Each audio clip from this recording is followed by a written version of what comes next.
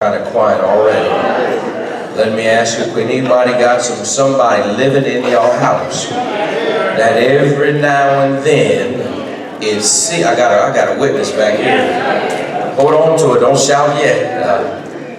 That seem like they can be so ungrateful. Y'all heard this before? I'm hungry. Go look in the fridge, you tell them, they come back, say ain't no food. And you just left Walmart, Baker's. You know there's food in the freezer, the deep freeze, and all the cupboards are good and full. Sometimes they seem so ungrateful. Anybody had a kid walk in the closet and say they didn't have nothing to wear? And you just left the mall, left Finish Line, Forever 21, and all these places where they buy their clothes at. Sometimes it just seems like so ungrateful. I got any grown-ups, you on your way to work? And you start talking, oh, I sure don't feel like going to work today. My, how ungrateful I sound. Because it was the same God I prayed for the job. Now I'm talking about, Lord, give me strength to get through this. Come on, I can't be the only one. I can't be the only one that's been ungrateful sometimes. Lord, I'm tired of this woman. She getting on my last nerve. Oh, why does she keep hanging stuff on the door now? Come on, I know I can't be the only one. Sometimes, Brother Thomas. Sometimes. I'll tell her what I said when I get home. Y'all ain't got to call and tell her. I'll tell her. Don't be texting right now and tell me talking. Amen. Because she was here, she would say some stuff about me too. So, but all seriousness, text David encouraged us to be grateful. When we look at the text, David, y'all know David. David finds himself fleeing from King Saul. Finds himself in a cave. Some theologians have penned this particular psalm that he was in the cave, Adullam. And we get the background of the text from 1 Samuel chapter 22, and that's where I want you to write that down, 1 Samuel chapter 22. So that makes up some of the background on the text on this morning. And when we look at the text, David says in chapter 22, 1 Samuel, it says, David therefore had departed from there and escaped to a cave called Adullam. When he there says, so when his brothers and fathers heard about it, they went down to see about him. Verse 2 in that chapter says, and everyone was in distress, everyone who was in debt, and everyone who was disconnected gathered to meet David at the cave. Text says that David became captain over them, and there was about 400 men with him. See, we have David, he was crying out for help from God. No question, David was seeking God for deliverance from his enemies, and it's interesting because he finds himself in a cave once again. And we know that the cave, it could be some dangers in the cave, it could be some animals and some snakes and all kind of things that could harm David while he was in the cave. But I'm grateful this morning that every now and then we find ourselves in some cave-like situations. It can be dark, lonely, and cold, and it seems like you're all by yourself. But I'm so glad David said that God is an on-time God. Even in the midst of David's enemies, God found him a hiding place.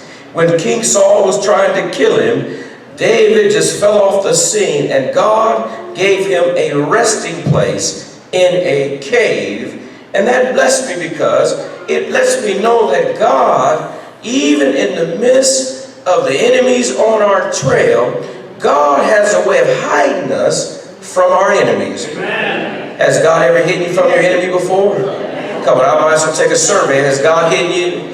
Y'all kind of quiet. Ever been on a job, somebody messing with you? And God had a way of you not seeing that person for the day? He has a way of hiding some folks who are trying to do you some harm. Well, I love the text. It's interesting because as he was running and hiding from King Saul, the text, some say that he was running. He had left Gath and went to Adullam. Then he left there and he went to Mizpah and in Moab. David was on the run. He really didn't know what to do, but he was trying to just stay away from his enemy. That's all he was doing. He was running to stay away from his enemy. And I love the text because in the Zondervan version, NIV Bible, they tag it. It might look like this in your Bible. It's Psalm 142 really is a prayer for deliverance from powerful enemies when you and I are powerless, alone, and without refuge. Have anybody there right now? Anybody in a powerless situation? Y'all kind of quiet. I've been in some powerless situations where it seems like I was all by myself. Anybody been to the doctor, waiting on the test results? But I got good news this morning. Even in the midst of the enemy on your trail trying to get you, trap you, and mount you to make a mistake, the good news is that God protects us, God provides for us, and God has a way of preparing us for what's ahead. Well, if you don't believe me, that God is our protector, our provider, and prepares the way for you and me, makes ways out of no ways, opens up doors that no man can open, protects us from dangers seen and unseen. If I would go into Psalm 23, David would say, I know something about our enemies, and I know something that God will do to our enemies if you trust Him, if you believe it. If the Bible says, thou preparest a table before me in the presence of my enemies, thou anointest my head, my cup runneth over. Surely goodness and mercy shall follow me all the days of my life. Y'all don't believe me? The Bible says, the Lord said unto my Lord, sit thou at thy right hand until I make thy enemies thy footstool. That blessed me because every now and then we got to sit at the foot of the enemy. But I'm so glad that God has a way of handling our enemies. He said He'll make them our footstool. I got to ask a question. Has God ever elevated you on the back of your enemy? Y'all kind of quiet. Let me look on this side. Has God ever elevated you on the back of somebody who didn't want you in that position? Has God ever elevated you on the back of somebody who set a trap for you? Has God ever elevated you on the back of somebody who tried to do you harm, and now you they boss? Now you writing their checks? Now you telling them what to do? Not because you've been so good, it's because of the grace of God that He elevates you and me above our enemies and makes them. That's what the Bible says. The Bible says, when in the time of trouble, He shall hide you and me in His pavilion, in the secret of His tabernacle. He shall hide you and me, and He shall set you up upon a rock. And now shall my head be lifted up above my enemies round about me. Therefore, in the midst of my enemies, in the midst of everything I'm going through, I will offer sacrifices of joy. I will sing praises unto the Lord. That blessed me because every now and then when you're going through, I imagine folks came this morning, enemies on your trail, but you came with joy in your hearts. Joy because the word, the songwriter said, this joy that I had, the world didn't give it to me. And the world, David in the text reminds us to be grateful.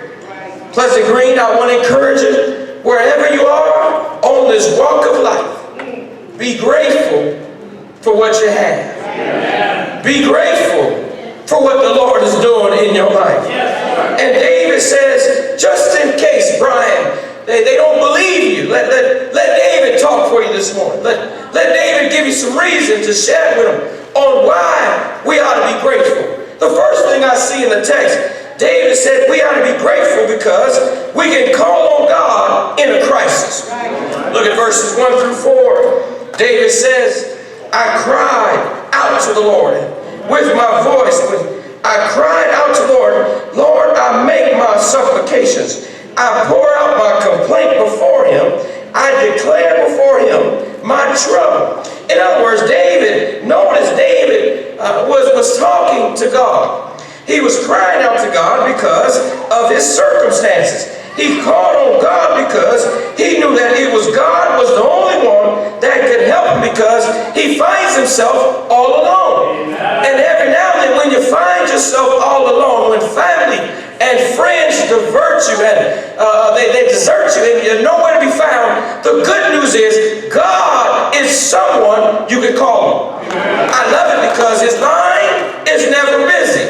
Notice David had a relationship with God that he could call on him in the time of a crisis.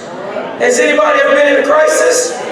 Y'all kind of quiet. Let me define what a crisis is. A crisis is a time of intense difficulty, trouble, and danger. In other words, David was in a critical period, and at the time when he needed to make a difficult decision, nobody was around. All he had was to call on God.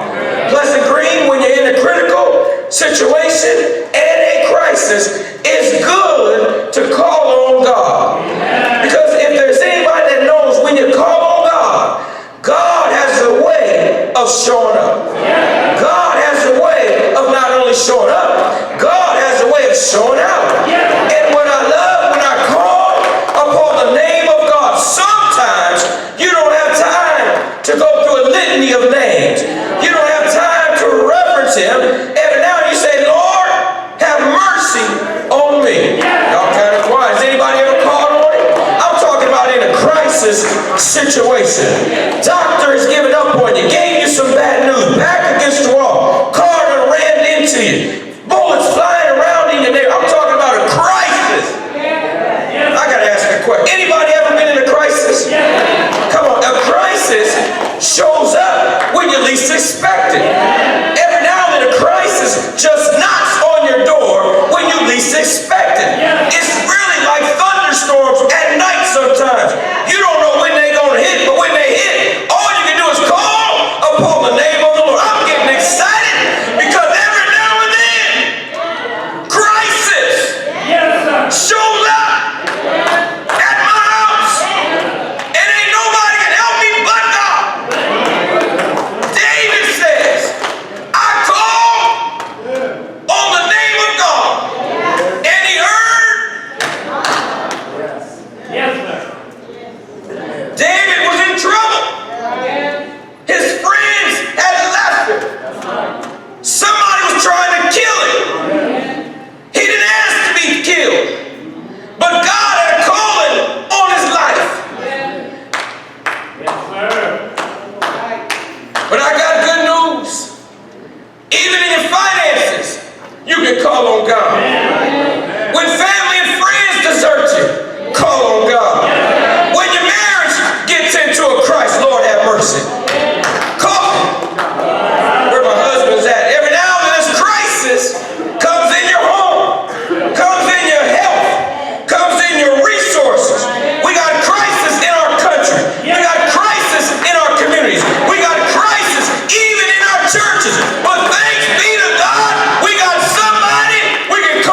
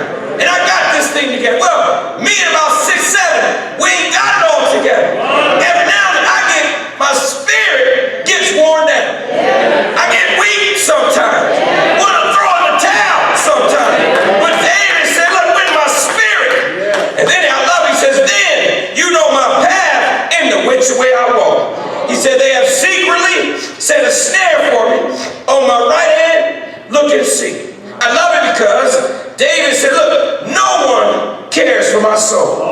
No doubt David's spirit was weakening. He was under pressure, and we know that some of us don't do well under pressure. Now don't look around, I won't look at you, you don't look at me. But every now and then, some of us buckle under pressure. Y'all, don't make me get no examples. Pressure, somebody cut you over off on the road. Pressure gives you a reaction, and sometimes that reaction is not always a godly reaction. Pressure busts pipes. But Pleasant Green, I want to encourage you, if you're under pressure, start giving God some praise. Don't let the pressure get you. Just start giving him praise. David understood that Saul was not going to get him unless God allowed it. Pleasant Green, if you're in a crisis or a cave-like situation, you can be grateful because you're not the only one. And you're not the only one that's in a cave-like situation. And you can call on God in the time of trouble. Peter would say, I called him when I was walking on water. When I started to sink and I took my eyes off God, I called on the name of Jesus. Shadrach, Meshach, and Abednego said, don't worry. Every now and then as a child of God, you're going to go through a crisis. You're going to be put in a fire. But don't worry. God's not going to let anything happen to you while you're in the fire. The text says, be grateful because you can call on God in a crisis. But not only can you call on God in a crisis, but you can count on him in the crunch. Where do you see that in verse number 5? Verse 5 says, I cried out to you, O Lord. I said, you are my refuge, my portion in the land of the living. David remembered, look, I can count on God. He acknowledges that God is his refuge, and that's a good thing to know when you're in a tight situation. When your back is against the wall, it's good to know that you can count on God to see you through. Well, I don't know about you, but that's good news because when I read in the text, and it also said in the background that in the midst of David being by himself, God sent him some help. When you read the background, it says that when he was in the crunch and he needed somebody, God sent him some unlikely folks to be a blessing to him. When you look at the background, it said he sent him some drifters, some debtors, troublemakers, and folks who were just trouble. That's in the background, and that blessed me because God is solid. He didn't send some priests. He didn't send some deacons, some holy religious folks. He sent some unlikely folks who nobody would ever thought would help David out. I'm going to try it again. He sent some drifters, folks who were lost, folks who didn't know where to go. They were just traveling all over the country. He sent some debtors, some folks that owe some people some. I'm looking at some debtors right now. All of us got a bill we didn't pay because Jesus paid it all on a hill called Calvary. Some unlikely folks, he sent some debtors, some folks who was running from King Saul because they owed folks some money. And then he sent some troublemakers. Lord have mercy. He sent some folks, Sister Tally, all they did was cause trouble. They wasn't bringing peace. They brought trouble to where they was going. And then they brought some troubled folks. They were some folks who may not have been in their right frame of mind. But thanks be to God that God is still using troublemakers, troubled folks. Y'all looking at me crazy. I'm going to call some names in a second. He's using some debtors, drifters, troubled folks, folks who are troublemakers. God is using you and me. He's using us in his kingdom of God. Y'all looking at me crazy. That's not the text. Text said he had about 400 of them that said, you know what? We don't want nothing to do with King Saul, so we're going to get on your team, David. And I love that because that lets me know that when God has a way of opportunities, he's going to use some unlikely folks. Folks you never thought was on your team. Y'all looking at me crazy.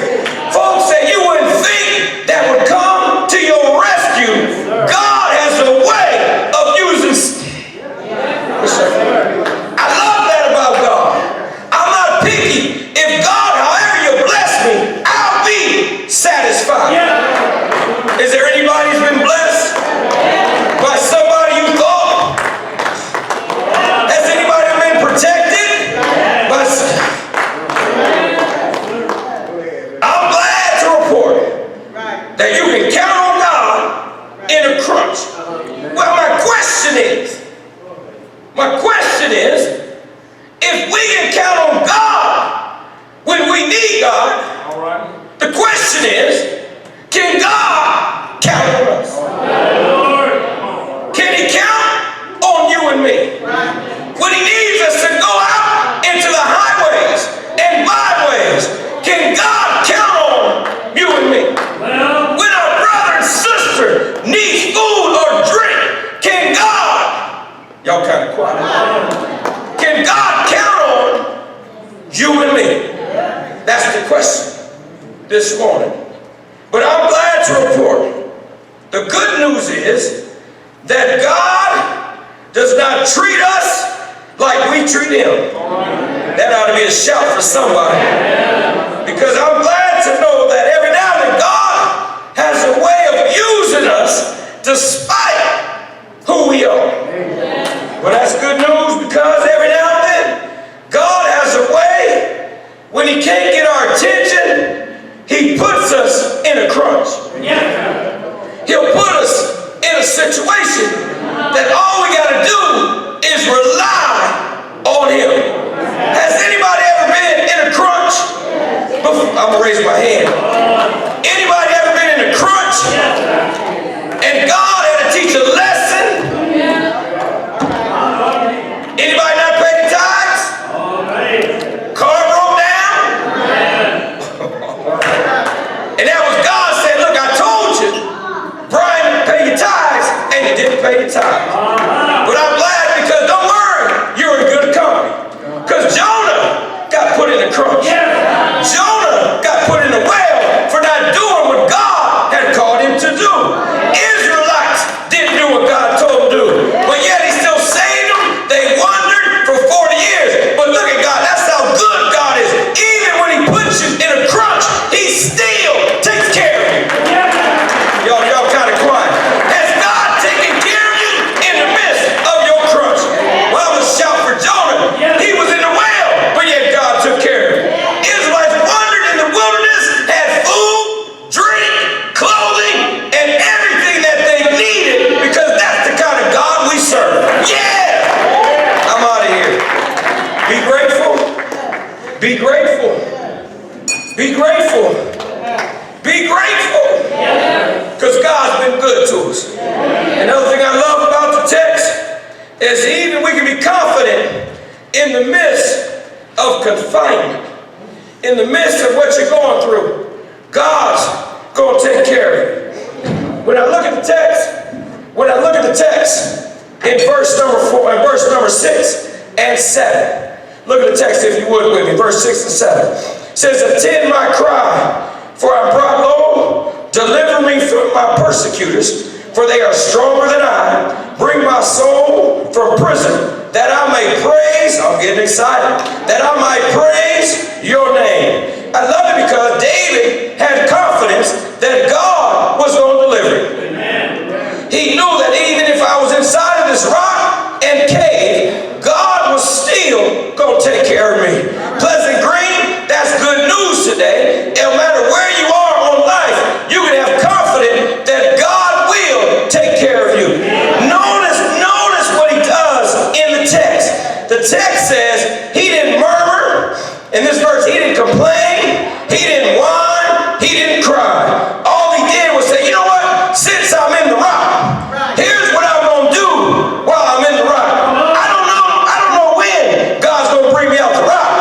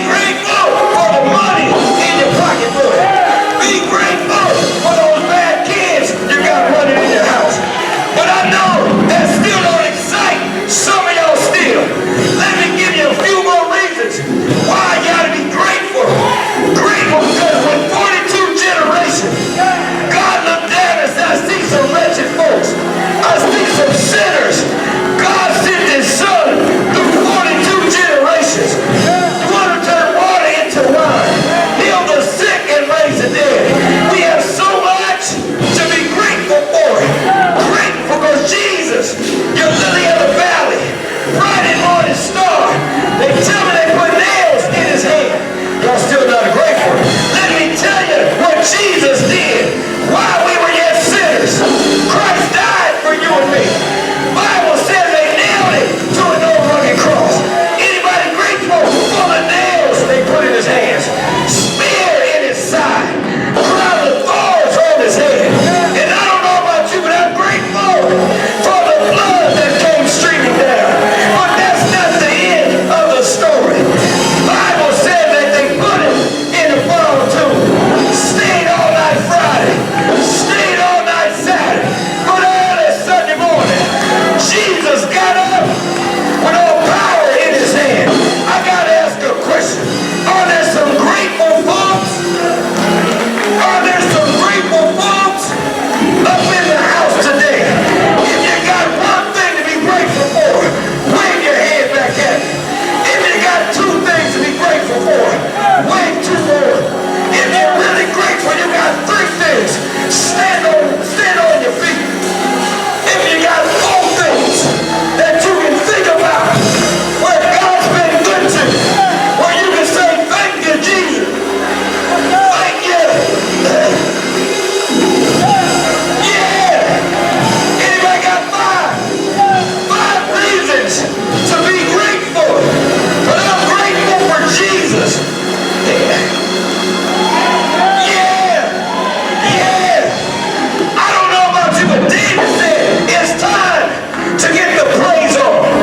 David, I love David because David said, look, no matter what I'm going through, no matter what comes my way, I still got reason to be grateful. Let me try to get this out. Read on. Couple Sundays ago, after we had worshiped and had a great time on 55 Larimore. I'm sitting at home late in the evening, and I get a call from Nate. Nate said, Mom, Daddy, I've been in an accident. And the first thing parents do, we got to survey the situation. Because I'm grateful for my boy. I'm grateful for my kids. And when he told me I've been in an accident, I went in the cool, calm, relaxed mode. You know, Sister Banks, you got to be calm. You're a nurse. You got to be calm when you run up on some situation. Well, Callie and I, she's panicking. And I was saying, baby, it's all right. Don't worry about it. It's always good. I pull up on the accident. And all of a sudden, I lost my cool. Because I went into praise mode. I said, thank you, Jesus. Thank you. Thank you. Thank you. When I looked at what could have been, the car was smashed. Airbags deployed. All I can say, thank you. I'm grateful. Because God protects you. Y'all don't feel me? God protects you. Not